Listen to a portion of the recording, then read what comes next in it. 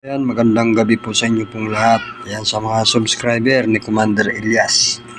So ngayon, mayroon po tayong papakita ngayon na mga kalikasan. So ito pong ganito, ayan, naging bato. Ayan, isang uri po ng isang shell. Ayan, na nakikita po sa panguhunang karagatan. Ayan, naging bato. So matatawag po siya na mutya, yung sapagkat yung mga ganito, no, kapag ang isang bagay na likha po ng kalikasan ay naging bato, yan po ay tinatawag na mutya. So ayan, mainam po ito na gamit sa pangdipinsa yung ganito.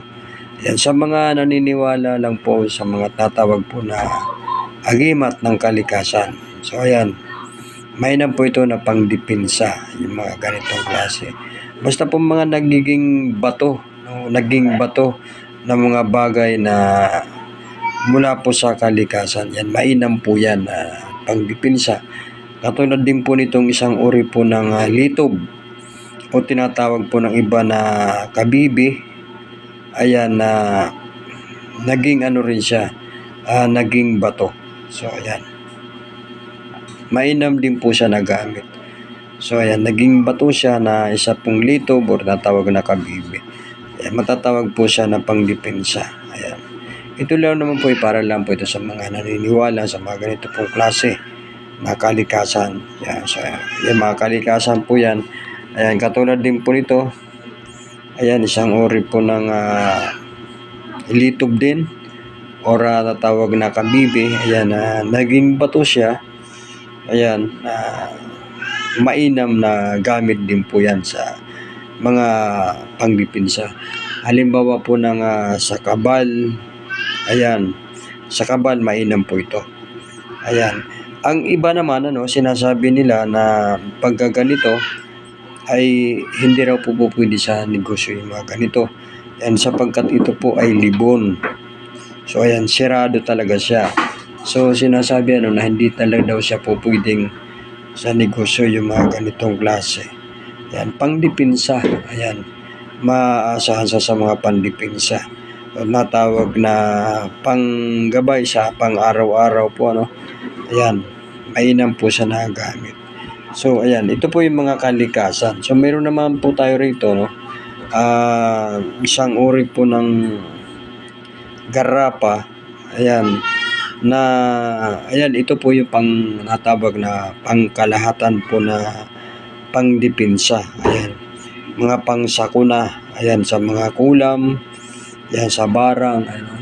Tigal po. Palipad hangin. Tapos sa baril. Ayan, may dipinsa rin po siya. Ganoon din po sa matalas, sa matulis. So ayan, pangdipinsa po siya. Ayan, ito po yung tinatawag na agimat. Yan, sapagkat yan po yung mga pulong o tinatawag po ng mga orasyon ng mga buhay na sinangkapan po ng mga kalikasan. Ayan, mga kalikasan po sinangkap dito. Ayan, sinangkapan po, sabihin yan, yung mga sinangkap po rito, ayan, mga kalikasan, halimbawa po ng libon, kung ano pa man may lalagay po rito na pangdepensa rin po. Ayun, so ayan, sama-sama sila.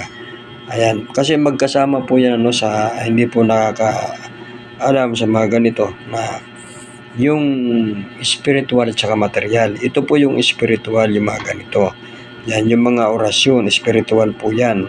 Ito naman po yung kalikasan o natawag po na material. So magkasama po sila ng isang spiritual at saka material. Yung ba natawag na combine sila. So hindi po siya po pwedeng spiritual lang. Ayan, yung puro pulong. Ayan, kailangan po yan pag ganito pong klaseng kasa, yan po ay magkasama, spiritual at saka material. Ayan, mag-combine po sila. So ayan, pandipinsa. Ayan, maasahan po siya sa mga disgrasya. Ayan, mainam po ito. At saka pagka ito po Kapag halimbawa po mayroon po mga panganib, ayan, umano po yan, ang langis po niyan ay lumalabas para siyang kumukulo kapag mayroon po siyang panganib na mga halimbawa sa mga lalo na po sa mga biyahe, mga biyahero. Yan, kapag ilagay niyo po ito sa bulsa, ayan, mapapansin niyo lang na ang inyong bulsa, pantalon ay basa. Pag tiningnan niyo to, ayan, magugulat po kayo na ang kanya pong langis ay nagbabawas. Kakaunti na lang kumbaga. Yan, sapagkat yung ganito pong klase, ang ating pong linagay po rito na langis ay sapitos. So ayan, talaga napakainam po siya sa mga natawag po na pangdipinsa. Ayan, at kapag mayroon din pong aswang, ayan, lalo na po sa mga probinsya, ayan, alam naman natin pagdating sa mga probinsya, talagang hindi po mawawala yan. Ayan, ito po ay kumukulo. Ayan, kumukulo po ang langis yan. Ayan, so hindi lang po siya mga pangdepensa, pati pa sa mga nilalang na tulad po ng aswang. Ayan, isa rin po sa pangdepensa o makakatulong, ayan, sa ganito pong klase ng mga natawag po na gimat o mga anting-anting. So ayan, so ito namang isa, ayan, sa kabal. Ayan, sa kabal, ayan, na pulong ni Senyor Santiago. Ayan, na pangkunat, ayan, kunat sa balat, kunat sa laman, tibay ng buto. Ayan, sa pangkabal. Ayan, pulong po ni Senyor Santiago.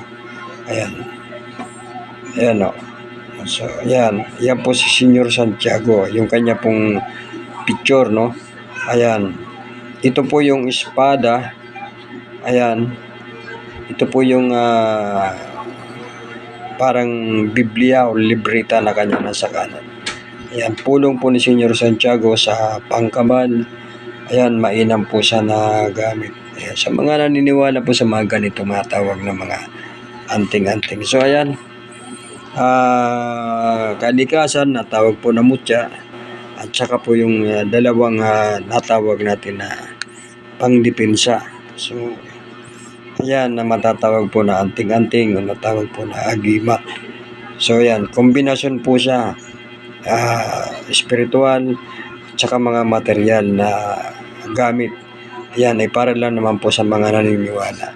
So ayan, ang Senyor Santiago na pangkubol, pangkunat, ayan, matatawag po natin na agimat. So ayan, yung ating pong mapakita po ngayon, matatawag natin na agimat.